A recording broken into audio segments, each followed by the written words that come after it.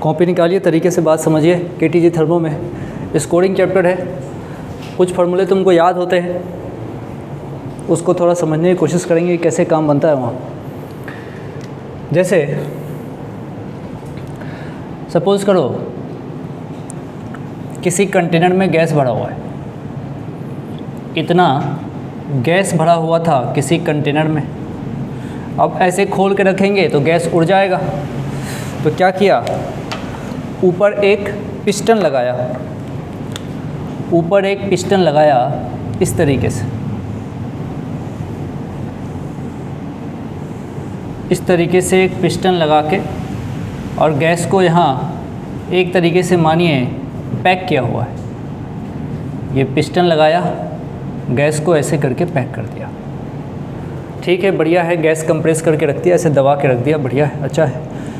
अब थोड़ी सी काम यहाँ पे शुरू करी हमने, क्या किया, नीचे से इसको हीट करना शुरू किया। अब जैसे ही तुम इसको हीट करोगे, नीचे से गर्मी दोगे, क्या होगा, ये ऊपर प्रेशर लगाएगा, तो सारे के सारे गैस मॉलिक्यूल जाके ऊपर की डायरेक्शन में ऐसे प्रेशर लगाएंगे।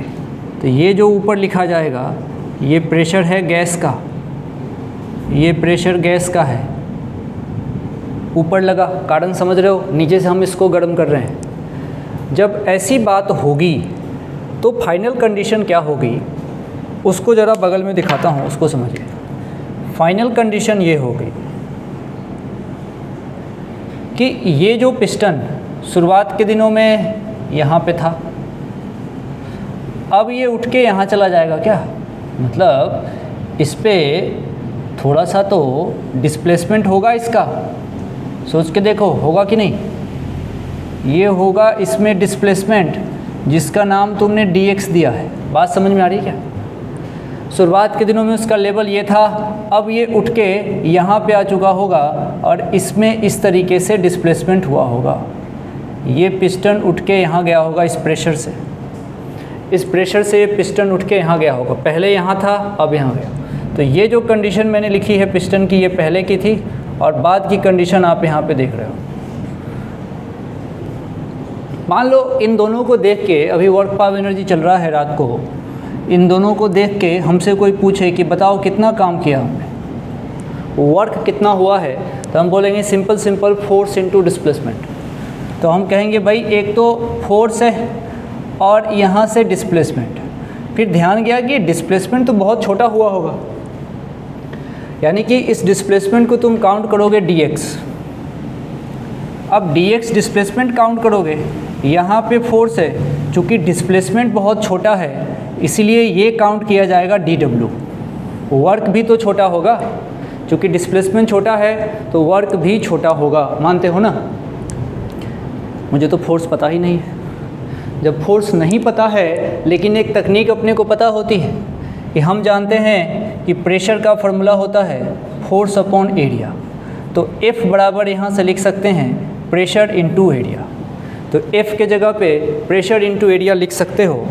तो यहाँ से जो dW आएगा, F नहीं, इसके जगह होगा प्रेशर, यहाँ पे होगा इसके जगह एरिया, और साथ में ये होगा यहाँ से dx।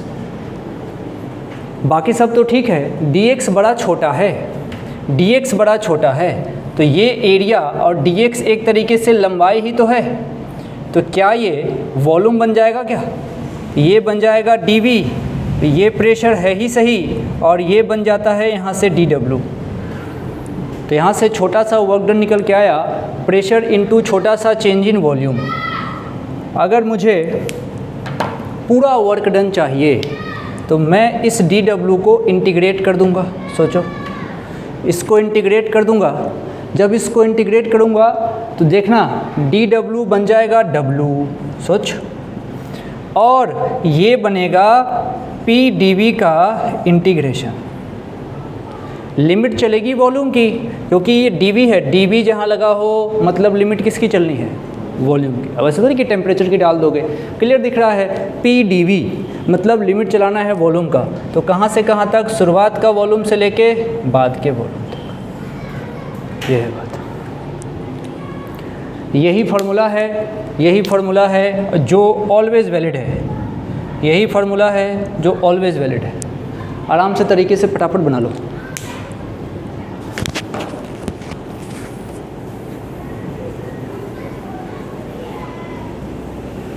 क्लास में कल से बिना एसी के कोई नहीं बैठेगा। एसी ऑन करके रखा कर। तुम तो बैठे रहते हो, इधर मैं बोलता हूँ सफोकेशन होती है मेरे को। बिना एसी के अब बता, जब तक ये रूम को, हॉल को ठंडा नहीं करेगा तब तक तो कहानी ख़त्म हो जाएगी।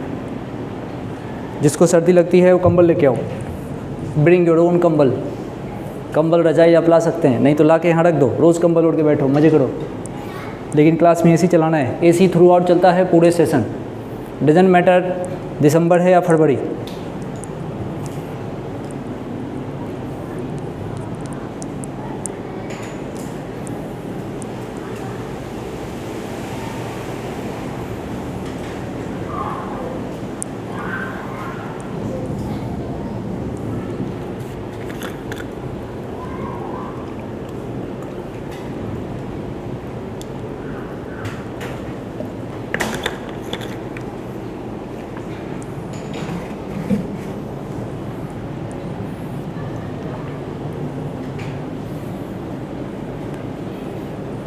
जिसको समय बचाना है वो यहीं पे इसको उठा के ऊपर बढ़ा दो। 2 बार डायग्राम नहीं बनाना चाहते तो फटाफट लिखिए।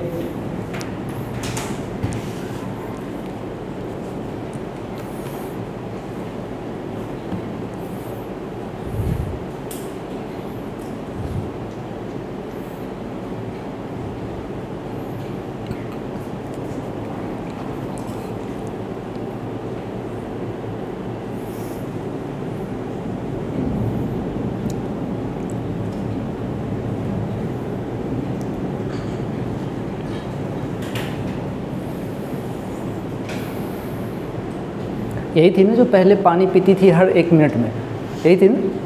अब नहीं पीती हो, छोड़ दिया। इसका पहले क्या था? हर 5 सेकंड में एक बार बोतल ठन ठन। अरे भाई तो ऐसा बोतल को बंद ही क्यों करना? देखो हर 5 सेकंड में बोतल खोलने, ये एक तरीके से बीमारी है। लेकिन अब ये ठीक हो गई। मेरे पता है मेरे क्या होता है, जैसे रात को स्टाफ जाते हैं तो गेट लॉक करता हूँ अपना। मैं गेट लॉक कर देता हूँ। अब दिमाग में कुछ चीज़ें मान लो चल रही है कि अच्छा अभी ऑनलाइन पढ़ाना है, और ऊपर चला जाऊँगा फिर याद आएगा यार गेट लॉक तो किया था, कुंडी लगी थी या सीधे ताला लगा दिया। फिर वापस लौटता हूँ, फिर चेक करता हूँ, ये पता नहीं क्या है। तो अब हर बार हो रहा है ऐसा, तो ये एक बीमारी है। साइकोलॉजी मतलब साइको हो गया इंसान, ऐसा कुछ है। लॉक रोज़ होता है। हाँ एक्चुअली क्या है कि 2-3 बार खुला छोड़ दिया था भाई साहब, लॉक लगा दिया था मतलब ताला लग चुका है और कुंडी लगाई ही नहीं। अब पूरी रात निश्चिंत हैं, कौन आएगा भाई, क्या टेंशन। ये है। तुम भी करते हो ऐसा? वाह भाई है आप। थोड़ा सा अलर्ट रहिएगा, चोरी बहुत होती है। कुछ कहना है? गर्मी लग रही है? हाँ अब लग रही है ना गर्मी। तो चुपचाप बैठने में जब गर्मी लगती है तो जो मोशन में होगा उसको कैसा लगता होगा, सोच के देखो। बिना एसी चलाए बैठ जाते हो। चलो अब सोचो फार्मूला कौन सा आया? फार्मूला ये आया। ये फार्मूला कब वैलिड है? हमेशा वैलिड है। चल जाने दो, हमेशा वैलिड है। हमेशा। क्या प्रेशर कांस्टेंट है तब वैलिड है?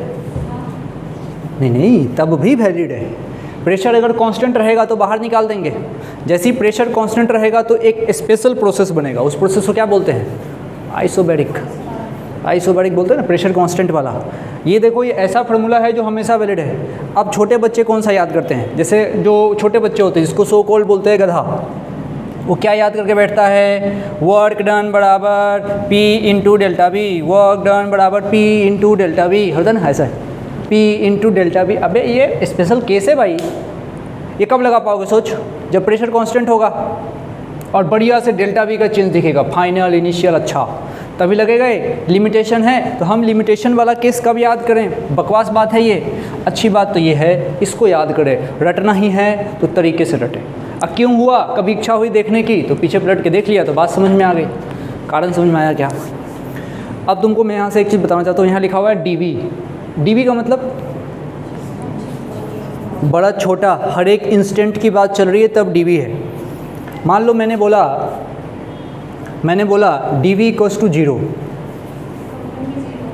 डीवी 0। डीवी किसका पार्ट है? वॉल्यूम का। डी वी जीरो है, मतलब वॉल्यूम का छोटा से छोटा चेंज जीरो है। समझना काम की बात है, अगली बार क्वेश्चन आएगा IIT का सवाल है तो फंस जाओगे। डी वी जीरो होने का मतलब वॉल्यूम कांस्टेंट। अब वॉल्यूम कांस्टेंट का मतलब ये होता है कि पूरे प्रोसेस में कहीं का भी छोटा से छोटा पार्ट भी लूँगा ना, वहाँ भी वॉल्यूम वही आनी चाहिए, उसको बोलते हैं ना वॉल्यूम कांस्टेंट। अच्छा, वॉल्यूम कांस्टेंट का स्पेशल मतलब है, इसीलिए उसको सम्मान देने की ज़रूरत है। समझाऊंगा, अभी आएगा सवाल, तुम देखना वॉल्यूम कांस्टेंट की फीलिंग। अभी अगर इसको मिटाता हूँ तो थोड़ा सा इसको अगर तरीके से समझें, कुछ बातें यहाँ से निकल के आती है। जैसे एक सिचुएशन है मेरे पास, कहा है कि क्या होगा जब प्रेशर कांस्टेंट है। एक छोटा सा सवाल है, लिखो what happen when, point wise लिखना, what happen when pressure is constant. पहली बात तो ये एक स्पेशल प्रोसेस है, प्रेशर कांस्टेंट वाले प्रोसेस को बोलते हो आइसोबैरिक, आइसोबैरिक बोलते हो क्या। और जब वॉल्यूम कांस्टेंट होता है तो क्या बोलते हो, आइसोकोरिक या फिर आइसोवोलूमेट्रिक, जो आपकी इच्छा है, कोरिक ज़्यादा फेमस। टेम्परेचर कांस्टेंट होता है तो आइसोथर्मल, जब हीट का लेन देन नहीं हुआ तो एडियाबैटिक। इंसुलेटेड वॉल जब करते हैं एडियाबैटिक प्रोसेस करते हैं, ठीक है। आइसोथर्मल और एडियाबैटिक एक तरीके से भाई भाई हैं, उनका स्लोप एक जैसा दिखता है, बस उसके शार्पनेस की उसमें बस डिफरेंस है, अभी सीखेंगे उसमें। अच्छा ठीक है, अब ज़रा मैं तुमसे अगर एक बात बोलूं कि भाई अभी हम बात कर रहे हैं प्रेशर कांस्टेंट होने की, प्रेशर कांस्टेंट होने की बात, अब साथ साथ लिखना भी है सोचना भी है। प्रेशर कांस्टेंट, P बाहर कर लूँगा, dV का इंटीग्रेशन होगा, वॉल्यूम की लिमिट रखी जाएगी, फाइनल माइनस इनिशियल, तो W का फार्मूला आ गया, P बाहर आ जाएगा और यहाँ से आ जाएगा V2 माइनस V1। छोटी सी बात कर रहे हैं।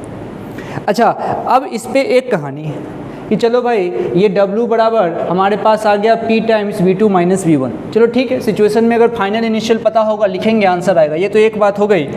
अब मैं इस फार्मूले को यहाँ लिखता हूँ और बाकी चीज़ें मिटाते हैं और थोड़ा एक केस पे डिस्कस करते हैं कि कैसे कैसे पता चल सकता है कि प्रोसेस हमारा आइसो कौन सा है, बैरिक।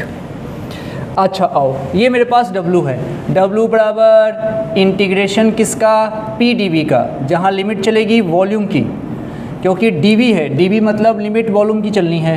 ठीक है भाई, चलो आ जाओ, अब आ जाओ, इसको हटाते हैं।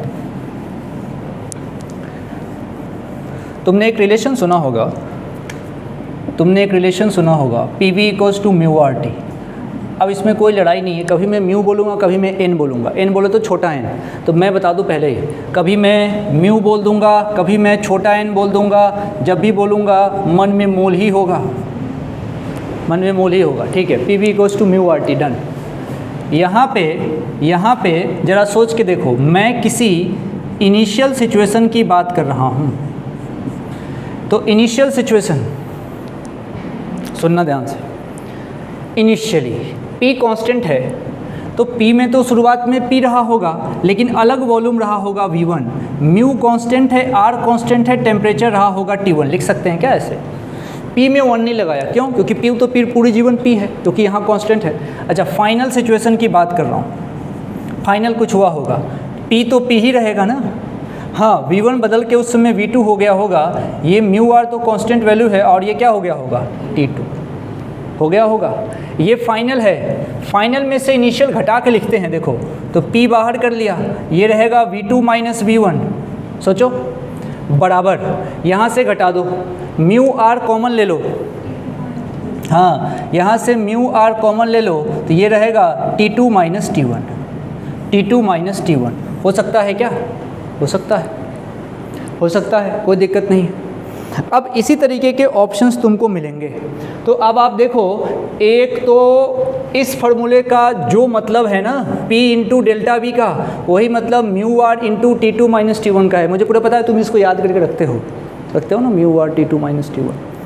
अब आप देखिए, आता ऐसे है, आप लिखिए फटाफट, लिखते भी रहना है, काम भी करते चलना है। थोड़ा सा केमिस्ट्री से यहाँ बच के रहना है, केमिस्ट्री और इसका थोड़ा सा अंतर है, साइन वाइन को लेके थोड़ा सा। ऐसे आपको पता ही है, थोड़ा सा अंतर है।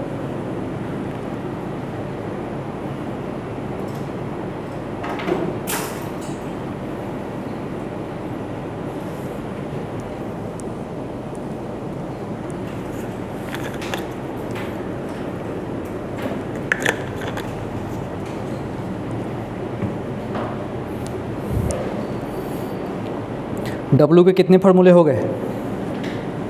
2। असली तो वो है integration P into D B. दूसरा ये लिख लो, दूसरा ये लिख लो, शॉर्ट नोट्स बनाते चलो। अगर किसी कारण P कांस्टेंट आ गया, उस कंडीशन में मेरे से W पूछोगे तो P बराबर V2 माइनस V1 या फिर म्यू आर, म्यू मतलब मोल है, और यहाँ से T2 माइनस T1। सही है। अब आराम से, अभी तक तो सब चीज़ें फील आ रही है, बढ़िया है, कोई दिक्कत वाली बात नहीं। क्वेश्चन हमेशा इतने आसानी से तुमको काम करवाएगा नहीं। अभी तो चलो प्रेशर कांस्टेंट था, तुमने 2 बातें लिख ली, हमेशा प्रेशर कांस्टेंट नहीं होगा। अब ज़रा सोचो, मेरे पास रिलेशन क्या क्या है। मेरे पास रिलेशन में है PV और आता है ये म्यू आर टी, मतलब प्रेशर या तो वॉल्यूम का फंक्शन हो सकता है या फिर टाइम का, टेम्परेचर का। वॉल्यूम का हो सकता है या फिर टेम्परेचर का। फंक्शन होने का मतलब क्या है? फंक्शन होने का मतलब है कि उसके अंदर वो चीज़ है। फॉर एग्जांपल x बराबर 5t² प्लस 9t प्लस 6, इसको लिखने का एक शॉर्ट तरीका, कोई पूछेगा तो बोलोगे ना कि भाई देख x टाइम पे डिपेंड कर रहा है, तो कैसे लिखोगे? x बराबर फंक्शन किसका? टाइम का। बोलने का ही तरीका है। तो यहाँ पे प्रेशर या तो वॉल्यूम का फंक्शन हो सकता है, तो उसको लिख सकते हैं P बराबर फंक्शन किसका? वॉल्यूम का, या फिर P बराबर लिखेंगे फंक्शन किसका? टेम्परेचर का। सो जो 2 तरह के सवाल बन सकते हैं। तो यहाँ से सवाल अगर मेरे से पूछो कितने तरह का हो सकता है, तो देख, एक तो इंटीग्रेशन आया है, और इंटीग्रेशन का सीधा मतलब हम समझते हैं एरिया अंडर द कर्व। इसका मतलब ग्राफ किसका होगा? प्रेशर और वॉल्यूम का। ठीक है, प्रेशर और वॉल्यूम का ग्राफ से जब एरिया अंडर द कर्व निकाला जाएगा तो वहाँ पे वर्क डन मिलेगा। लेकिन छोटी सी कंडीशन है वहाँ एरिया जब भी निकाला जाता है अंडर द कर्व तो प्रोजेक्शन लिया जाता है वॉल्यूम की तरफ। अभी वो आएगा, वो अभी उस पर आएंगे। तो एक तो देखो ये मैथमेटिक्स आएगा, दूसरा कौन सा आएगा? ग्राफ। तीसरी बात समझिए, हमारे पास अगर किसी ने कहा प्रेशर कांस्टेंट है तब तो बढ़िया है, इन दोनों में से अगर मोल दे रखा होगा यहाँ पे पुट करेंगे, और नहीं तो ये पुट करेंगे। अगर फाइनल और इनिशियल वॉल्यूम दिया है तो सब कुछ अभी क्लियर दिख रहा है। 2 चीज़ें जहाँ पे क्वेश्चन कॉम्प्लेक्स बन सकता है वो इनमें, या तो प्रेशर कांस्टेंट ना देके फंक्शन देगा वॉल्यूम का, या फिर किसका देगा? फंक्शन देगा टेम्परेचर का। अब दोनों सवाल एक एक कर लेंगे तो बात यहाँ से बन जाएगी। तो पहला लिखो कि pressure is the function of volume. Pressure is the function of volume. Notes जाके आज घर पे पढ़ के इसको अरेंज भी करना, नोट्स को अरेंज करना, थोड़ा प्लस माइनस देखना। रात को ऑनलाइन वाले जो बच्चे हैं उनको यही चीज़ पढ़ाऊँगा, सेम चीज़। तो एक बार चाहो तो उस लेक्चर को भी देख लेना, मेरे नोट्स से वहाँ से अपने नोट्स को कंपेयर कर लेना, जो 19-20 रहेगा उसको ऐड कर लेना। थोड़ा काम आपको शुरू से जागृत होकर करना पड़ेगा। चलिए अब सुनो बात क्या कहना चाह रहा हूँ। मेरे पास क्वेश्चन है कि प्रेशर किसका फंक्शन है? वॉल्यूम का। लिखो सवाल, P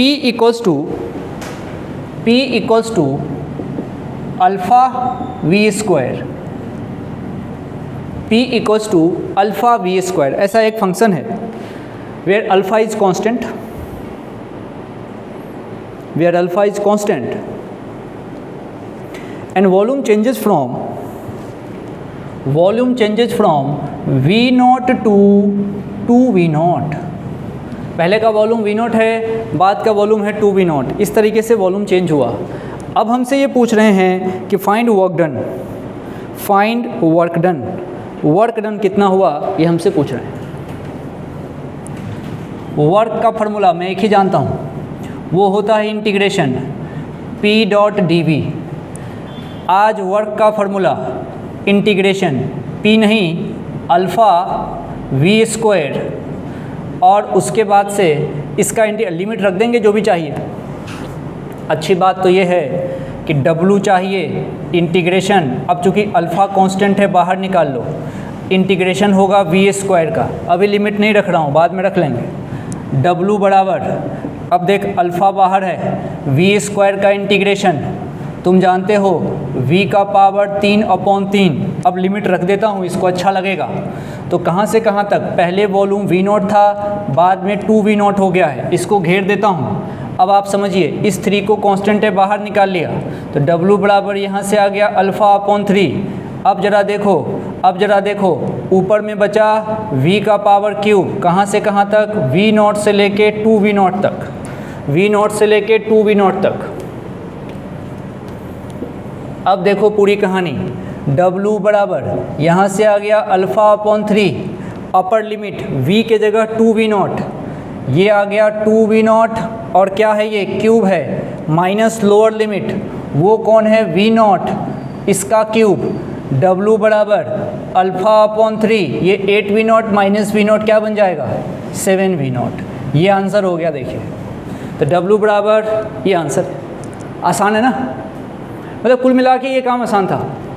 आपने इंटीग्रेशन लगाया, सीधे सीधे बात बन जाएगी, बस सिंपल इंटीग्रेशन है, कहानी ख़त्म। हटाऊं क्या, लिख रहे हैं भाई, लिख रहा है, लिख लो भैया, लिख लिया, ठीक है। कहाँ, हाँ लो ना भाई, 7v0। अब तो उस 3 से ये 3 काट ना देना, सही है क्या, सही है। अब देख अगली जो कहानी है, इसमें कहा है कि what happen when pressure is the function of temperature. लिखो अगला केस देख लेना, 1 2 3 जो भी है, लिखो what happen when pressure is the function of temperature. अब बना लो सवाल, कुछ मत करो, बस इस v की जगह क्या रख दो, t, v की जगह t कर दो। सवाल देखने में कितना आसान लग रहा है, करने में आपको और मज़ा आ जाएगा। और वही चेंज कर लेते हैं, t0 से 2t0 तक, t0 से 2t0 तक। सवाल ये IIT का है जो मैंने अभी आपको बोला है।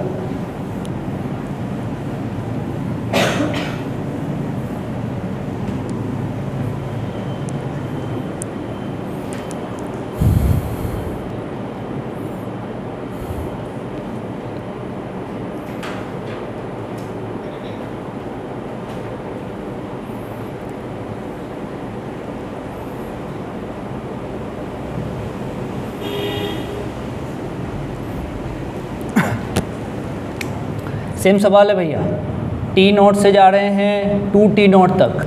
हमसे पूछा है इस कार्यक्रम में क्या वर्क डन हुआ, इस कार्यक्रम में क्या वर्क डन हुआ। क्या ऐसे मुंह देखने से नहीं बनेगा, पेन चलाओ, चलाओ चलाओ चलाओ चलाओ चलाओ, जाओ जाओ जाओ जाओ जाओ। कभी गाड़ी को देखा पास पीछे लाते हुए ट्रक वाले, आन दो आन दो आन दो।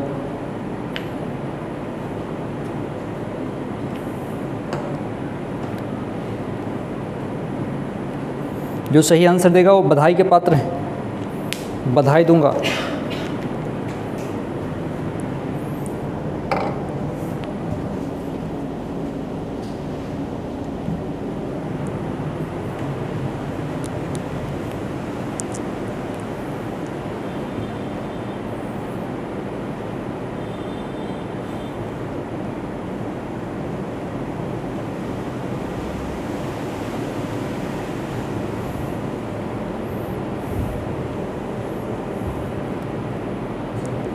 कितना आया,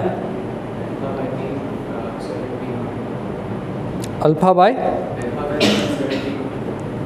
ना,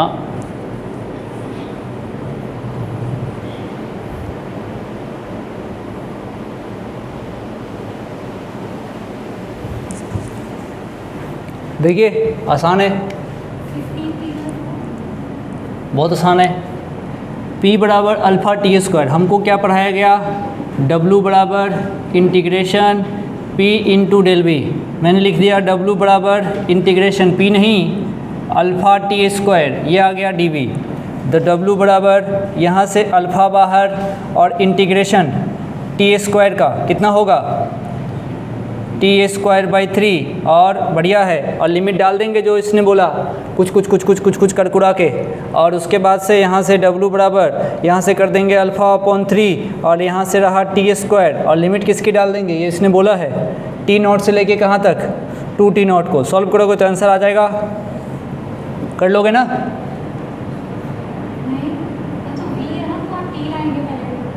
पक्का? तो भाई ये नहीं चलेगा, यही किया था ना। अरे मुझे पता था ना कोई तो करेगा, ये नहीं चलेगा। क्यों नहीं चलेगा? हाँ भैया, भाई यहाँ v है तो लिमिट तो v की चलनी है, यहाँ पे t है तो कैसे चलेगा? तो ये तो नहीं चलेगा। तो इतना स्मूथ रास्ता नहीं है, मतलब कहानी ये है कि ऐसे काम नहीं चलेगा। तो कैसे चलेगा? तो दिमाग लगाना पड़ेगा। मुझे भाई वर्क डन के लिए कौन चाहिए? एक मुझे p चाहिए, फिर मुझे dv चाहिए, उसका इंटीग्रेशन तो कर ही लूँगा। मुझे क्वेश्चन में क्या नहीं पता है? dv नहीं पता। देख, क्वेश्चन में मुझे dv नहीं पता, तो लड़ाई इस बात की है कि किसी तरीके से dv मिले। dv कहाँ से मिलेगा? जब मुझे v पता होगा। अब देखो स्टेप, तुमको dv के लिए कौन चाहिए होगा? v। तो आप एक बार सबसे पहले क्या करो, v फाइंड करो और उसके हेल्प से dv फाइंड करो, यहाँ बिठा दो, लिमिट रख दो, आंसर आ जाएगा। सबसे पहले तुमको v चाहिए। हाँ बिल्कुल, वहीं से आएगा आपको। बिल्कुल पहले आपको v चाहिए, और v चाहने के बाद ही कहानी बन सकती है। देखने में कितना सस्ता है, लेकिन उतना सस्ता है नहीं। तो अब आप क्या करिए, साथ साथ चलिए। पहले तो v निकालते हैं। Step 1 find the v। v बोले तो वॉल्यूम। फटाफट स्टेप 1 वॉल्यूम निकालें। अब वॉल्यूम तुम निकाल चुके हो। अब देखना गौर से, ये फंक्शन किसका है? टेम्परेचर का है ना, लिखा हुआ है ना। फंक्शन किसका है? टेम्परेचर का। याद है तुमको काइनेमेटिक्स? सोचो, x बराबर 5t² + 6t होता है। डिफ्रेंशिएट करते हो तो क्या लिखते हो? dx/dy। dt लिखते हो ना। तो क्यों लिखते हो? क्योंकि t का फंक्शन है, t लिखते हो ना, इसीलिए तो लिखते हो कि t का फंक्शन है। अच्छा, dx/dy नहीं लिख सकते क्या? लिख सकते थे। अगर मान लो यहाँ से कुछ अगर मिलता अपने को 5y² + 6y होता, तो ये लिखा था, तब ये लिख सकते थे क्या? नहीं। बात समझ में आ रही क्या? जिसका फंक्शन होगा उसके रिस्पेक्ट में डिफ्रेंशिएट होगा ना भाई। इसीलिए ये फंक्शन किसका है? टेम्परेचर का। तो डिफ्रेंशिएट किसके रिस्पेक्ट में होगा? टेम्परेचर का। बात मैथमेटिक्स, तुम्हारे मैथ्स वाले सर तो बहुत अच्छा पढ़ाते हैं, लेकिन इस बात को मन में रखो कि डिफ्रेंशिएशन इंटीग्रेशन करा जाता है तो कुछ तो लॉजिक होगा। ऐसा नहीं जब आज का बैठे बोर हो रहे हैं, चलो डिफ्रेंशिएट करते हैं, आज वाई के रिस्पेक्ट में करेंगे। लॉजिक समझिए, ये फंक्शन वाई का है तो वाई के रिस्पेक्ट में कर रहे हैं। चलो बाकी बातें हटाइए। अब आप पहुँचिए वॉल्यूम पे। PV = मान लो तुमने कहा μRT, ठीक है। अच्छा, अब यहाँ से मान लो P के जगह पे तुमने ये रख दिया α/t² v μRT, ठीक है। अब यहाँ से देख, यहाँ से वॉल्यूम निकाल। अब खुद से करो, वॉल्यूम निकालो और उस वॉल्यूम को किसके रिस्पेक्ट में डिफ्रेंशिएट करो? अरे t के रिस्पेक्ट में। निकाल तो सही, वॉल्यूम निकालो, t के रिस्पेक्ट में डिफ्रेंशिएट करो। छापो नहीं, पेन चलाओ, कटा पिटा चलने दो।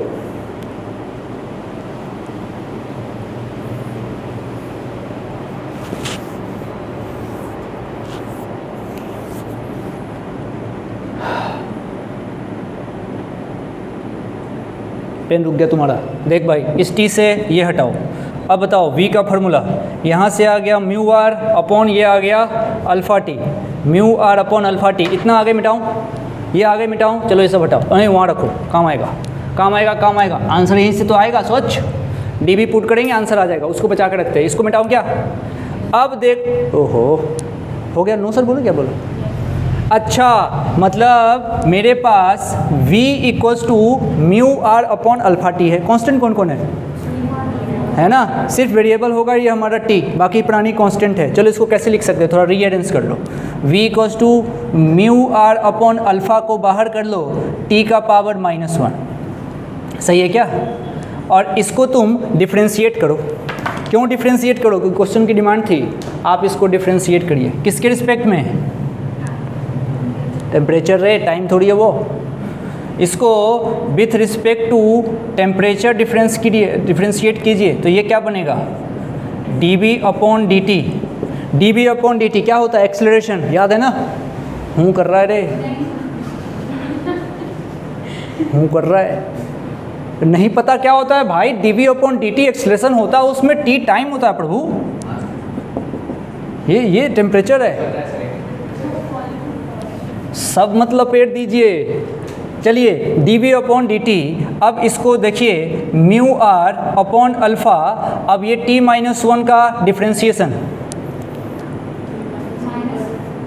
लिख दूं मैं एक बार, देख ये माइनस आएगा और nx n-1 होता है तो t-1 बोलो कोई कष्ट है क्या? नहीं है, नहीं है तो मुझे मिटाने दो फटाफट, पेन चलाओ ना साथ साथ, मैं मिटाऊं इसको, एक एक स्टेप लिख के मिटा दूंगा, बाद में कोई बट नहीं चाहिए, मेरे को नहीं आया, मिटाऊं बोल? ठीक है सर। अब आप समझिए इसके बाद का स्टेप मैंने निकाल लिया, dv/dt इक्वल्स टू माइनस, अब देखना μr/α t का पावर -2, सही है? सही है, मिटाऊं? सही है, सही चले, बता क्या चाहिए अपने को? dv हो गया, आ गया। dv मुझे चाहिए था माइनस μr/α t का पावर -2 इंटू dt, बोल। अब आ गया ना dt, अब लिमिट पुट हो जाएगी ना भाई t की, अब होगा ना सही? तो दूसरे तरह हलवा एक बार खा लिया भाई टपैक। अब चलो ऊपर वाला मिटाता हूँ, ऊपर वाला मिटाता हूँ, आइए, ठीक है?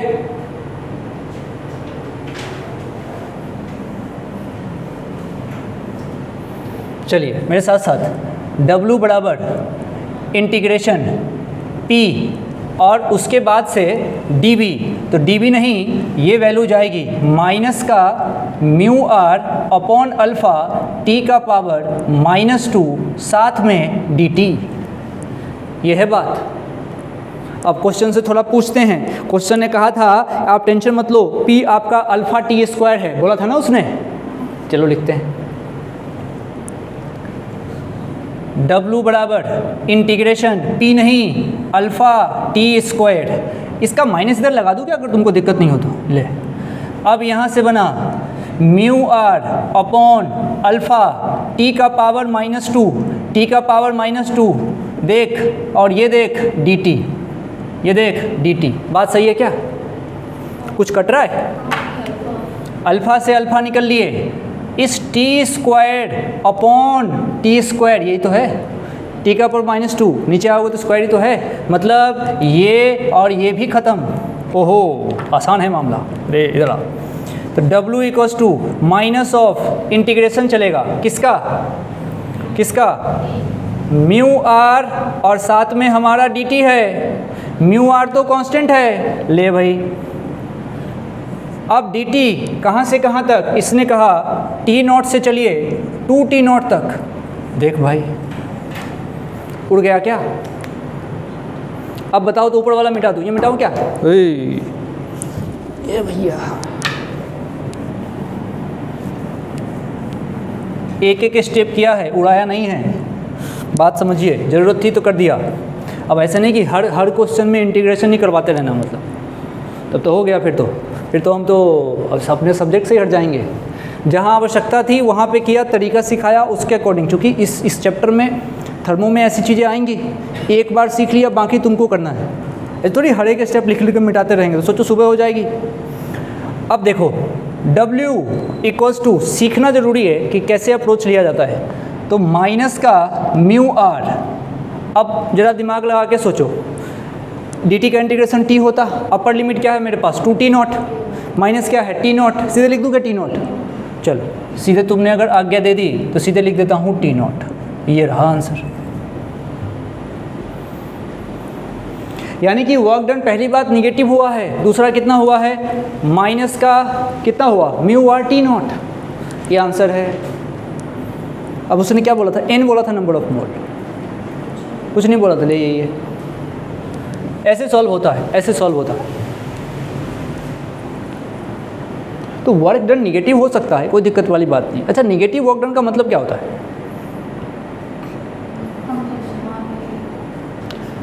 कंप्रेशन होता है, इसमें इतना सोचना नहीं है, क्योंकि पहली बात तो ये कहना है कि हम एक ऐसे सब्जेक्ट के लिए पूछ रहे हैं जिस सब्जेक्ट में उक्का बुक्का तुक्का नहीं चलता है ना।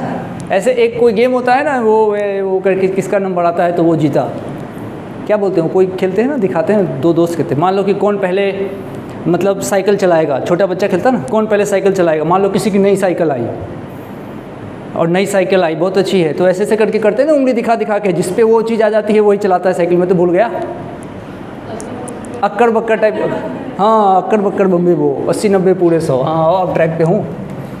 चलिए, तो उस वैसा नहीं चल सकता इसमें, फिजिक्स में अक्कड़ बक्कड़ नहीं चलता ना, आपका उधर चलता है माइनस प्लस का थर्मो में। अब क्यों है कि उसके लिए केमिकल इंजीनियर कोई होंगे, उससे बात कीजिएगा, मेरे को मतलब नहीं इस बात से।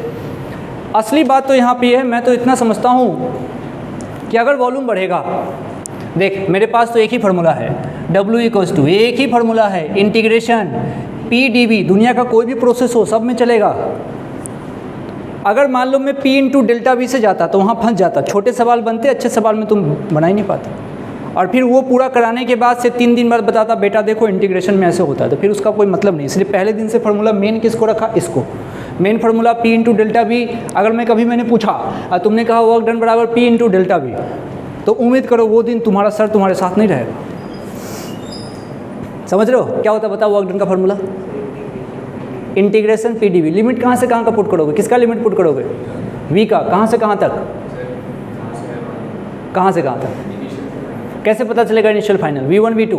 अब क्वेश्चन में V0 दे दिया तो तब भी V1 रखेंगे, no, as per the information given in the question. अब मान लो क्वेश्चन के अंदर उसने V की लिमिट दी ही नहीं, टाइम की लिमिट दे दी तो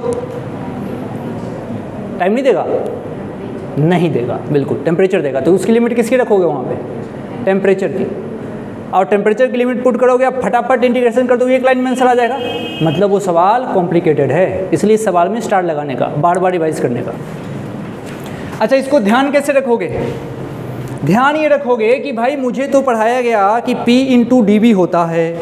अच्छा, P के साथ dV हो रहा है, मतलब मुझे तो अल्टीमेटली P तो चलो इसने घुमा फिरा के दे भी दिया था, dV नहीं दिया है, मतलब मुझे dV चाहिए। dV कब पता चलेगा, अरे चेंज कब पता चलेगा, जब वो चीज़ पता हो। तो dV से पहले मुझे कौन चाहिए होगा, V।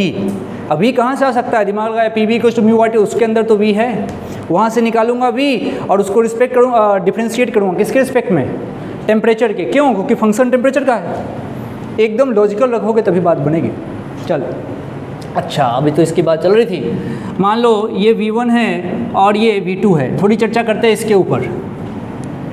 V1 है और ये V2 है, ये V1 और ये V2, ठीक बात है, अच्छी बात है, कोई दिक्कत नहीं। अगर ये चीज़ पॉजिटिव आ जाए, अगर किसी कारण से जो ये चेंज आ रहा है dV, ये dV पॉजिटिव आ जाए, पॉजिटिव आने का मतलब बाद में ज़्यादा हुआ था, बाद में ज़्यादा होगा तभी तो ये वैल्यू पॉजिटिव आएगी। ज़्यादा वॉल्यूम बाद में होना मतलब उसमें कहानी किसकी चल रही है, एक्सपेंशन की, यानी कि ये एक्सपेंड हो रहा होगा, यानी कि तुम ऐसा कह सकते हो कि वॉल्यूम बढ़ रहा होगा। तो जीवन में जब जब वॉल्यूम को बढ़ता हुआ देखोगे, उस कंडीशन में तुम कह सकते हो कि वर्क डन वहाँ पे क्या होगा, पॉजिटिव। जब वॉल्यूम बढ़ेगा तो वर्क डन पॉजिटिव होगा, क्लियर दिख रहा है। दूसरा अपने को समझ में आता ही है, जब कम होगा तो निगेटिव होगा। फटाक से लिख लो इसको। सारे कुत्ते आज यहीं पे आराम करेंगे, बढ़िया है, बारिश से बचने का। अभी बहुत सारे कुत्ते आ जाते हैं तो फिर उनको भगाने में लगता है कि कहीं हमला भी न बोल दे। 10-12 होते हैं और 2-4 तो इसका दोस्त भी है ना। हाँ, तुम ही लेके आते हो, मतलब एक आध तो मेरा भी दोस्त है, लेकिन मैं कुत्ते से कुत्ते के हिसाब से ही दोस्ती रखता हूँ। है तो कुत्ता ही ना भाई, आदमी से दोस्ती कर लो वो घातक हो जाता है, तो जानवर से क्या उम्मीद कर सकते हैं। ये सब कहानी में लगता है कि जानवर या कुत्ते वफादार होते हैं, कोई वफादारी वाली बात नहीं है। एक्सपेरिमेंट अपने आप पे नहीं करने का, जिस दिन उसका मूड गड़बड़ हो गया, वो लोग भी तो स्ट्रेस में आते हैं। तुम मान लो तुम्हारे घर में कोई बच्चा है, तुम बहुत प्यार करते हो उससे, कभी तुम्हारा मूड ख़राब है, वो आके तुमको उलू कर रहा है, एक थप्पड़ देते हो कि नहीं उस दिन। कुत्ते के साथ भी ऐसा होता है भाई। तो ऐसा नहीं कि हर समय तुम इसको पुचकारते रहो, तुमसे प्यार से रिएक्ट करेगा। किसी दिन मूड ख़राब हो गया तो पुचकारते समय भी काट लेगा। हमेशा सेफ डिस्टेंस रखिए। क्या सही कह रहा हूँ भाई? हाँ, ये देखता हूँ इसको ज़्यादा ही लाड करता रहता है कुत्ते को, इतना नहीं। एक तुमको कहानी बताता हूँ, अगर तुमको पता नहीं हो तो। एक कबड्डी प्लेयर था, अभी न्यूज़ सुना तुमने? हाँ, तो तेरे लिए बहुत ज़रूरी है वो। कबड्डी प्लेयर था वो, बेचारा कबड्डी प्लेयर था तो फिजिकली तो फिट ही रहा होगा। अच्छा, दूसरी बात समझ, उस और कुत्ता कैसा, छोटा सा पीलड़ू सा, जिसको देख के मन करता है आहा हा हा आजा। वो बेचारा नाले में गिरा था और वो आदमी है ना, इंसान गया उसको निकाल दिया। निकालते समय वो थोड़ा सा काट पीट लिया होगा, हल्का फुल्का, छोटा होगा क्या, छोटा सा पिल्ला ये क्या करेगा काट के, बस। उसके बाद से गया, थोड़ा बहुत ध्यान व्यान दे दिया होगा, उसके बाद सब ठीक ठाक हो गया। उसके बाद 2 से 4 महीने बाद कहानी इतनी बिगड़ गई कि मर गया रेबिज से। तो ये सब चीज़ तो बड़ा खतरनाक है। और छोटा सा कुत्ता काटा होगा, पिल्ला गिरा हुआ तो बचाने के लिए गया। तो ऐसे नहीं, अब जानवर ही है। अब सांप मान लो कहीं है, लोग सांप को रेस्क्यू करते हैं, जरूरत से ज़्यादा होशियार बनते हैं, करते हैं ना, सांप को रेस्क्यू करते हैं, उसको ऐसे पप्पी लेते हैं। साले सांप को पप्पी ले रहा, बताओ, मतलब उससे बड़ा बेवकूफ़ कोई इंसान नहीं है। क्या ज़रूरत है, क्या ज़रूरत है? तो ज़रूरत क्या है इस चीज़ को, इसको, ये बेहुदापन है। और एक आदमी थे अभी, मतलब ऐसा नहीं कि उसका बच्चा को स्कूल लेने जा रहा था, न्यूज़ आया था ना, सांप को पहले रेस्क्यू किया, गर्दन में डाला, बढ़िया, और सांप को उससे मज़े ले रहा है। अब बेटे को स्कूल गया छोड़ने, बेटे को शायद स्कूल या छोड़ने या पिक करने गया था, सांप ने काट लिया, टिंग गए। और ऐसे आदमी पे मैं क्यों अफसोस करूं? अब मरने के बाद लोग पहुंचते, हाँ बड़े अच्छे थे, बहुत सारे सांपों को इन्होंने बचाया। अरे बचाने का मतलब है तू पागल हो जाए। और सांप को तुमने बचा दिया, अच्छा बचाया किसी और सांप को, और सांप में इतना सेंस नहीं होता कि तुम उसको पप्पी लो टाइप से। क्या बेहुदा हरकत है। तो ये सब अगर किसी के मन में हो रहा हो कि मैं एनिमल लवर हूँ, तो भाई 2-4 ऐसे न्यूज़ पढ़ लो। मैं ये नहीं कहता हूँ कुत्ते को काट के खा जाओ, लेकिन मैं आपसे बस ये कह रहा हूँ कि always make a safe distance. लाड़ प्यार उतना ही जितना ठीक है। कुत्ता है, हाँ भगवान ने हमको इंसान बनाया, उससे उच्च कोटि का बनाया भाई, कुत्ते से तो ऊपर ही हैं। अपना फ़र्ज़ बनता है कि वो अगर हमारे यहाँ आए या कहीं मिले तो अगर कुछ खाने पीने का है तुम्हारे पास तो दे देना। इतना ही कर सकते हैं अपन। ज़्यादा से ज़्यादा है कि हम उसको नहीं मारेंगे, हम लाठी लेके उसका नहीं मार रहे हैं, कुछ ऐसा नहीं कर रहे हैं, गोली नहीं मार रहे हैं, इतना ही काफ़ी है। अब उसको तू हमेशा जहाँ देखेगा स्ट्रीट डॉग को, तू वहीं पे उसको पुचकारने लग, आजा आजा आजा, अले ले कर ले, ऐसे उसके टांग उठा के खेल रहे हो तो भाई हो गया फिर तो। कुत्ता कुत्ता को नहीं काटता है क्या? काटता है ना, उसके दोस्त ही तो होते हैं। तेरे को भी दोस्त समझ लिया, किसी दिन आएगा मज़े ले लेगा तुम्हारे। तो इस बात को समझो, इतना ज़्यादा लाड़ प्यार ठीक नहीं है। चलिए इसी बात पे आप क्वेश्चन कीजिए, इसी बात पे क्वेश्चन कीजिए। हमारे पास कुछ कंडीशन है जिसको समझने की ज़रूरत है। जैसे अच्छा, पॉजिटिव और निगेटिव तुम समझ जाओगे क्या? निगेटिव आउटकम कब होगा? जब गैस कंप्रेस हो रहा होगा, मानते हो? एक सवाल पूछा है, कह रहा है कि हमारा वर्क डन 0 कब होगा? वर्क डन 0 कब हो सकता है? फॉर्मूला तो यही है, यहाँ देख के बोलो, जो बोलो वहाँ देख के बोलो। हाँ, यानी कि जब मैं dB को क्या कह दूँगा? 0। dB को 0 कहने का, देखने में तो बड़ा छोटा dB 0, dB 0 का मतलब छोटा से छोटा चेंज भी 0 चाहिए। छोटा से छोटा लिख लो इस बात को, dB बराबर 0 का मतलब पूरे प्रोसेस में, ऐसा लिखिए, dB बराबर 0 का मतलब पूरे प्रोसेस में छोटा से छोटा चेंज भी नहीं होना चाहिए। एकदम कोई चेंज नहीं हो, कहीं भी जाओ वॉल्यूम सेम रहे, ऐसा लिखो।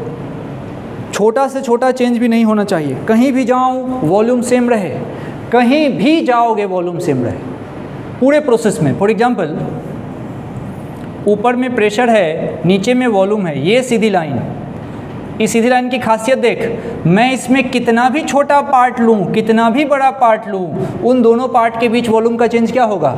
0।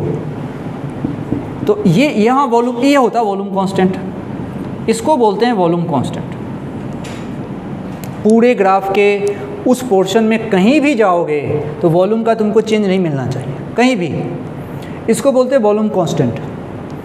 अब वॉल्यूम कांस्टेंट का एक और नाम है प्रोसेस के अकॉर्डिंग, क्या है? आइसोकोरिक, लिख दो, इसको बोलते हैं isochoric, isochoric process, volume constant. Graph ऐसा दिखेगा, ग्राफ अभी कुछ क्वेश्चन नहीं होता है, ग्राफ पे करा देता हूँ आप।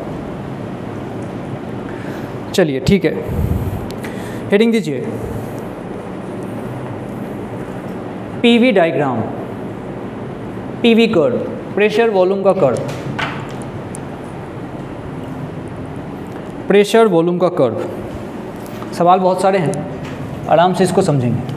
प्रेशर वॉल्यूम का कर्व, प्रेशर कहाँ रखोगे, ऊपर या नीचे, कहीं भी रख सकते हैं क्या? हाँ, हम कहीं भी रख सकते हैं।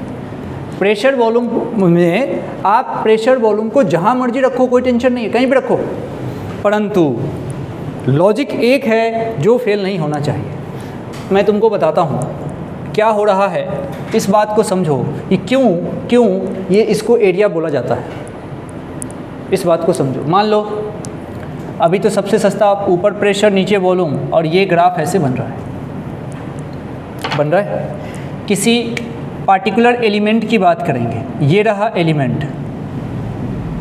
एलिमेंट रेक्टेंगुलर दिख रहा है, तो इसकी ये वाली जो लेंथ कह लो या इसको ब्रेथ कह लो, कितना बोलोगे इसको, dv, छोटा सा है, स्ट्रिप है ये। इस स्ट्रिप की लंबाई होगी जिसको तुम क्या बोलोगे, प्रेशर बोलोगे, कुछ ना कुछ इसके कॉरस्पॉन्डिंग कुछ ना कुछ प्रेशर आएगा, वो दिया रहेगा। मुझे इस स्ट्रिप का एरिया चाहिए, मान लो मुझे इस स्ट्रिप का एरिया चाहिए, तो उसके लिए मैं लिख सकता हूँ P इंटू dv, एक स्ट्रिप का एरिया P इंटू dv। ऐसे कितने स्ट्रिप बन सकते हैं इसमें, बहुत सारे स्ट्रिप बन सकते हैं। तो अगर मेरे से कोई पूछे टोटल एरिया बताओ, तो सारे स्ट्रिप का एरिया निकालूंगा, और एरिया सारे निकाल के जोड़ने के प्रोसेस को ही तो इंटीग्रेशन कहते हैं। तो P इंटू dv का अगर आप इंटीग्रेशन निकालोगे तो एक तरीके से उसका एरिया अपने आप आ जाएगा। इसीलिए फिजिक्स में कहा जाता है कि फिजिक्स में जो काम इंटीग्रेशन करता है वही काम एरिया अंडर द कर्व करता है। वो कहानी स्ट्रिप से समझ में आती है। स्ट्रिप रेक्टेंगल है, L इंटू बी लगाया, P इंटू dv लगाया, फटाफट लिख देने का।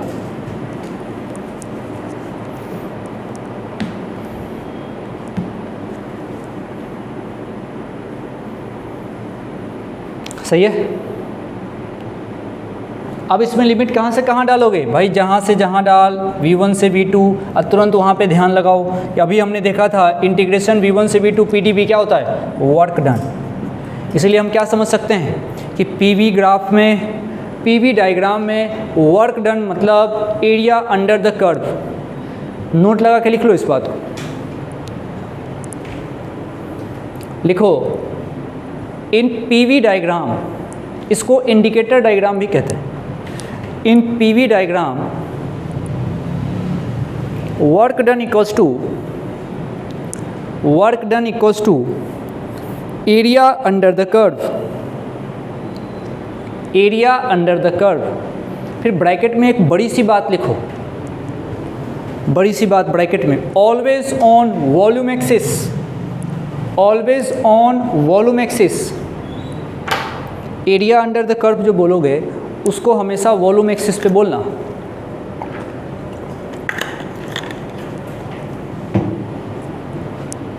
चलो इसको हटाते हैं, हटा दो भाई, वॉल्यूम एक्सिस।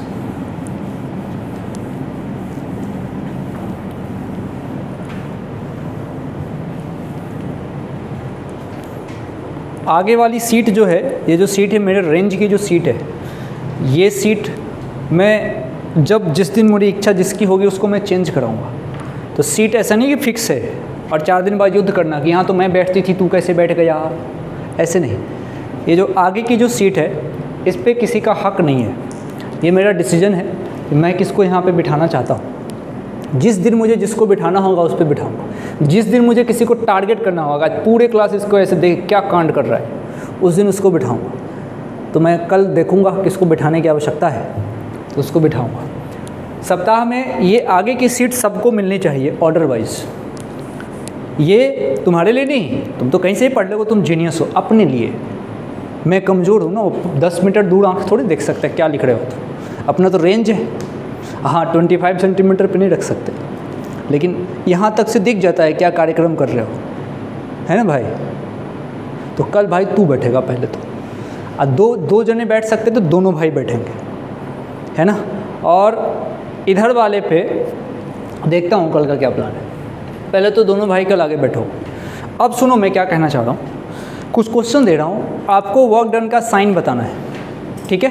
लिखो, write the sign of work done, write the sign of work done in following process, in following, ऐसा करो, in following PV curve, in following PV curve, ये दूंगा।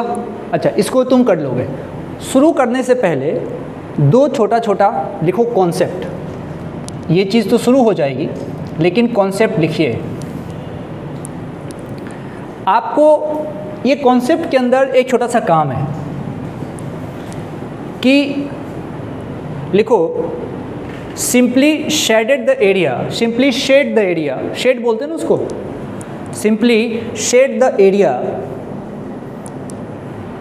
for the given two curve, for the given two curve that shows amount of work done, that shows amount of work done, ठीक है। अब देखना,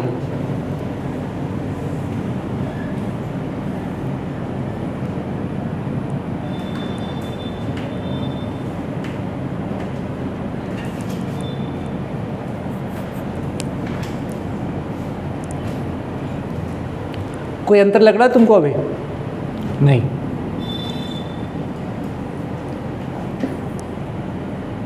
कुछ अंतर लग रहा है? एक्सिस बदल दी हमने। आपको एरिया शेड करना है जो वर्क डन देगा। Simply shade the area that will give you the amount of work done.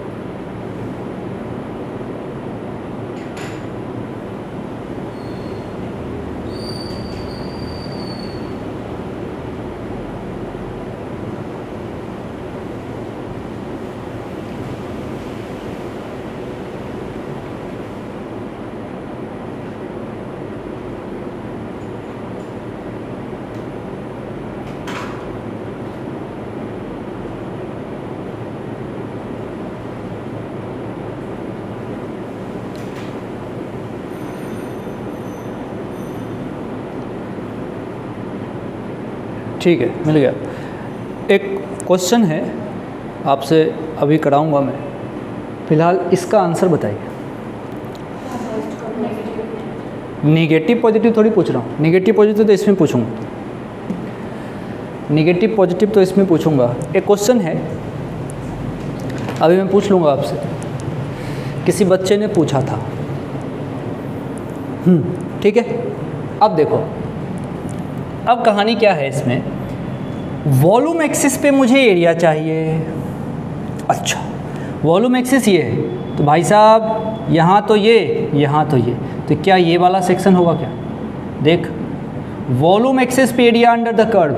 अच्छा, यहाँ इसके क्रॉसपोंडिंग वॉल्यूम और इसके क्रॉसपोंडिंग वॉल्यूम, भाई साहब इसके क्रॉसपोंडिंग ये है, इसके क्रॉसपोंडिंग ये, 1 2 3 4, ये वाला एरिया, ये समझ में आएगा तुमको?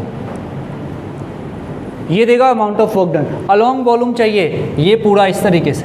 ये कहना चाह रहा था मैं, ये आपको शेडेड रीजन निकालने आना चाहिए। तो शेड किधर बनाओगे? वॉल्यूम की तरफ, जहाँ भी वॉल्यूम रहे वहाँ बनाना, जहाँ भी वॉल्यूम रहे वहाँ बनाना, बाकी कोई टेंशन वाली बात नहीं है।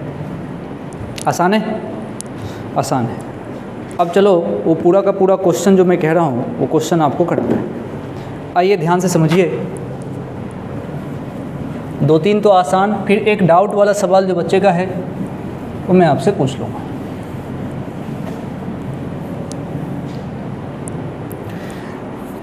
ठीक है, पहले तो छोटे छोटे सवाल हैं इसमें। आपसे क्या पूछा है? साइन, साइन क्या होगा ये आपसे पूछा गया है। ठीक है, एक एक चीज़ को ध्यान से। अच्छा, अभी जो 2 लिखा था उसका साइन बता सकते हो क्या? अच्छा, पहला वाला ग्राफ कैसा था? वॉल्यूम बढ़ रहा था, कम हो रहा था? बढ़ रहा था पक्का। वॉल्यूम बढ़ रहा था तो एक्सपेंशन मतलब कैसा होगा? वो पॉजिटिव। और दूसरे में कम हो रहा था, ठीक है, तो वो कैसा होगा? निगेटिव। मानते हो ना? ठीक है। एक सवाल देता हूँ, देखिए डाउट का सवाल जो पूछा गया है, बढ़िया सवाल, अच्छा है, टेस्ट में आया था किसी के, उसने पूछा है, समझिएगा। कुछ इस तरह का कर्व बना है, कुछ इस तरह का कर्व बना है, यहाँ से लेके और यहाँ तक। कह रहा है कि भाई ये पॉइंट A है और कह रहा कि ये पॉइंट B है। ऊपर में प्रेशर P दे रखा है, नीचे में वॉल्यूम V दे रखा है, यहाँ पे वर्क डन का साइन पूछा है। ऐसे ही तो सीधा याद होता है। सवाल ये नहीं था, सवाल ये नहीं था कि साइन का मतलब क्या, सीधा उसको याद होता है। लॉजिक पूछा गया था। तुम इसका आंसर क्या दोगे? वर्क डन कैसा होगा? 0। हाँ, तुम जीनियस हो, वर्क डन 0 होगा। अब 0 में तो साइन है ही नहीं, तो क्या लॉजिक दूंगा? तो नो लॉजिक। लेकिन आंसर 0 नहीं है, फिर तुमको हूँ हाँ ही नहीं हुई करती हुई। चलो सोचो, बना लिया फोटो? बना, मैंने कहा कि अभी निकाला है ना मोबाइल से कि बच्चे का डाउट था, तो डाउट था तो ऐसे थोड़ी कि तुम ही इंटेलिजेंट हो बाकी गधे हैं, तो कुछ तो लॉजिक रहा होगा। तो इसको आराम से करिए। कैसे हुआ सोच भाई। देख, अभी तक हमने क्या सीखा हुआ है? वर्क डन का मतलब एरिया, किसका? पीवी कर्व का। अब किसके तरफ एरिया निकालना अपने को? वॉल्यूम के तरफ। ठीक है भाई, तो वॉल्यूम तो नीचे है, तो यहाँ एरिया कैसे निकालूंगा? नीचे निकालूंगा ना, देख निकालूंगा। अब सवाल ये है कि नीचे निकालूंगा तो ये पॉजिटिव होगा या निगेटिव? इसकी बात है। कैसे पॉजिटिव?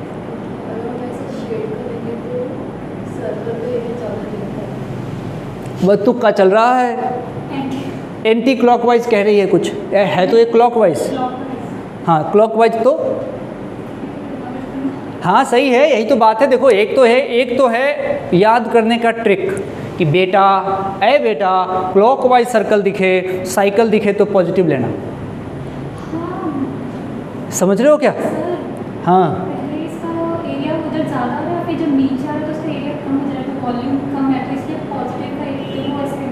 हाँ सही है, सही जा रही। समझिए इस बात को। हमने अपने मन से इस जगह पे कोई पॉइंट, पहले ये बना चुके हो क्या फोटो को? अब जो कर रहा हूँ उसको दोबारा बनाना। इस पे हमने अपने मन से एक पॉइंट ले लिया C। अब जरा देख, तुम मुझे बताओ भाई, ध्यान से बताओ, पहले अभी नोट मत करना, सुनो। A से C क्या हो रहा है? वॉल्यूम बढ़ रहा है, कम हो रहा है? बढ़ रहा है। तो देखो, अगर मैं बात करूँ A to C तो मैं कहूँगा वॉल्यूम बढ़ रहा है, ठीक है, मान लिया। लेकिन यही C से B बात करूँगा, C से B, ये देख C से B, अरे भाई एक्स एक्सिस है, पीछे जा रहे हो, कम हो गए ना, तो C से B में वॉल्यूम कम हो रहा है, ये तो दिख रहा है। तो 2 बार में वर्क डन अगर सोचे तो क्या लफड़ा है? तो हम ऐसा करते हैं, हम A to C के लिए करस्पॉन्डिंग वर्क डन सोचते हैं। A to C के करस्पॉन्डिंग वर्क डन, तो एरिया अंडर द कर्व होगा। तो A से C का सिर्फ सोचोगे तो इसके अंदर का एरिया। बात तुम्हारे थोड़ी सी समझ में आई क्या? Under the curve. और सोच C से B के लिए सोचोगे तो उसके अंडर का एरिया। अभी मैं एरिया शेडेड करूँगा, हौच पौच हो जाएगा, तो मेरे साथ साथ बनाइए। हमने क्या किया एक बार डिस्कस कर लो, बाकी तो ठीक है, बाकी आप क्लॉकवाइज एंटी क्लॉकवाइज से काम चला लोगे। अपने मन से एक पॉइंट C किया है, लिखो find area in parts. Area part wise find करिए। Find area in parts, area part wise find कीजिए। चल भाई, पार्ट वाइज एरिया फाइंड करना है, पार्ट वाइज एरिया फाइंड करना है। मैं ग्रीन पेन से एरिया निकाल रहा हूँ, किसका? AC वाले का। AC ग्रीन है, अंडर द कर्व, अरे सब काउंट होगा, सोच, AC में एरिया अंडर द कर्व सब काउंट होगा, सब काउंट होगा, मानते हो क्या? सोचो। अरे क्या AC के AC है भाई, तू किसी के ऊपर ऐसे छाता लगा दे, ये थोड़ी कि यहीं का आदमी बस बच जाएगा, उसके नीचे जितने होंगे सब बचेंगे। एरिया शेडेड किया जाता है, इसके नीचे के सारे। अब देख, अब लाल पेन ले लेता हूँ। अब अगला पोर्शन किसका है? CB का। CB का एरिया देख भाई, CB का area green plus red mix, green plus red mix, ये किसका हो गया? CB का एरिया। CB का एरिया, CB का एरिया तो इतना ही है, CB का एरिया तो इतना ही है, ठीक है। अच्छा, अब एक कह रहा है वॉल्यूम बढ़ेगा, एक कह रहा है वॉल्यूम घटेगा। अब मैंने एरिया ऐसे निकाला, मुझे तो यहाँ से यहाँ तक का चाहिए था, तो घटा देंगे क्या? घटा देंगे क्या? जैसे ही घटा दूंगा तो ये जो ग्रीन वाला सेक्शन है, इसके अंदर अंदर वाला वो मेरा आंसर होगा। अगर मैं A से B तक के वर्क की बात करूं तो साइकिल के अंदर का एरिया। नहीं समझे तो नहीं समझे। अब बताओ, मुझे ये बताओ, AC या फिर CB में किसका एरिया ज़्यादा होगा? AC का। AC का एरिया ज़्यादा, और AC में हो क्या रहा है? AC में हो रहा है एक्सपेंशन। AC वाले सेक्शन में वॉल्यूम बढ़ रहा है, मतलब यहाँ पे वर्क डन कैसा होगा? पॉजिटिव। लेकिन CB वाले सेक्शन में वॉल्यूम कम हो रहा है, यानी कि यहाँ का जो वर्क डन होगा वो होगा निगेटिव। अरे ज़्यादा पॉजिटिव में से कम निगेटिव, +100 में से -10। ओवरऑल तो क्या बचना अपने को? पॉजिटिव बचना है। यानी कि इस कंडीशन में जो यहाँ वर्क डन आएगा भैया, पहली बात तो ये पॉजिटिव आएगा, पॉजिटिव आएगा। और जैसे ही वर्क डन पॉजिटिव आएगा, फिर साइकिल पे नज़र गई, साइकिल कैसा है? क्लॉकवाइज। तो अब हम डायरेक्ट याद रखेंगे कि अगर क्लॉकवाइज साइकिल हो, साइकिल, अब कोई ऐसे, ये साइकिल थोड़ी है, साइकिल मतलब साइक्लिक प्रोसेस दिखना चाहिए। अगर क्लॉकवाइज साइकिल है तो वर्क डन पॉजिटिव होता है, फिक्स बात है। क्लॉकवाइज साइकिल है तो वर्क डन पॉजिटिव होगा।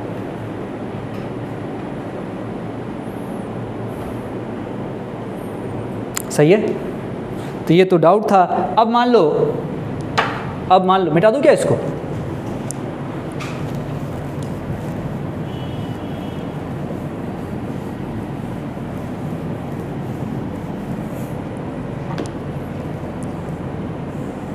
ये ग्राफ है,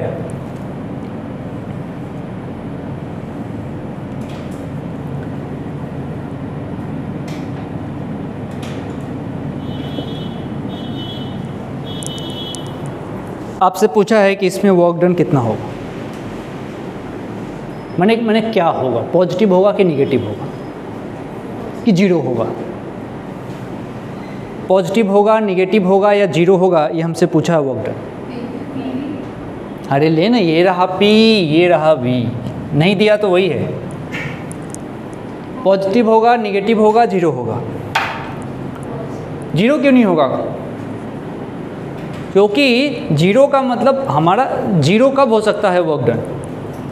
यहाँ पे कहानी समझना, यहाँ पे कहानी ये है कि वर्क डन होने के लिए वॉल्यूम में चेंज होना चाहिए। वॉल्यूम में अगर थोड़ा भी चेंज हो गया है भैया तो वर्क डन होना है।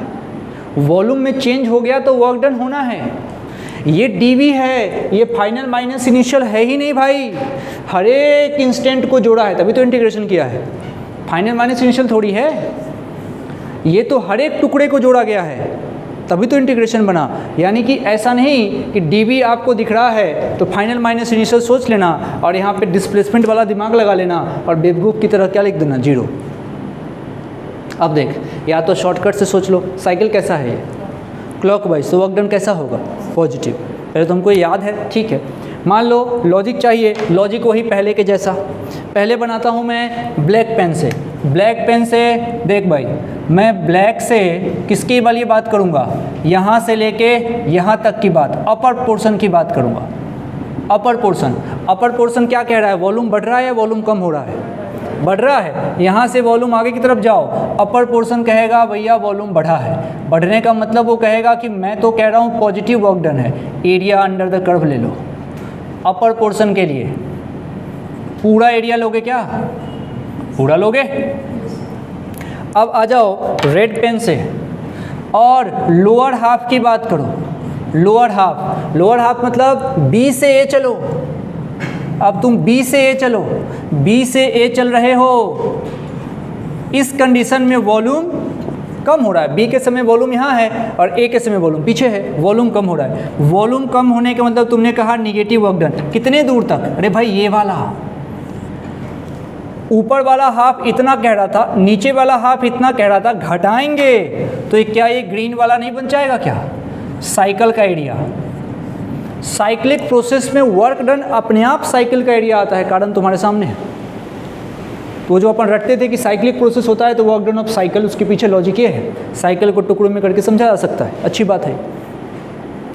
तो क्या फार्मूला चेंज हो गया? बिल्कुल नहीं हुआ। वर्क डन हमेशा एरिया अंडर द कर्व, किसके तरफ? वॉल्यूम के तरफ। पूरा बोलोगे, मैंने तो एरिया अंडर द कर्व चाहिए, दूसरा किसके तरफ? वॉल्यूम के तरफ। अगर जैसे ही यहाँ एक्सिस बदलूंगा इधर सोचना पड़ेगा।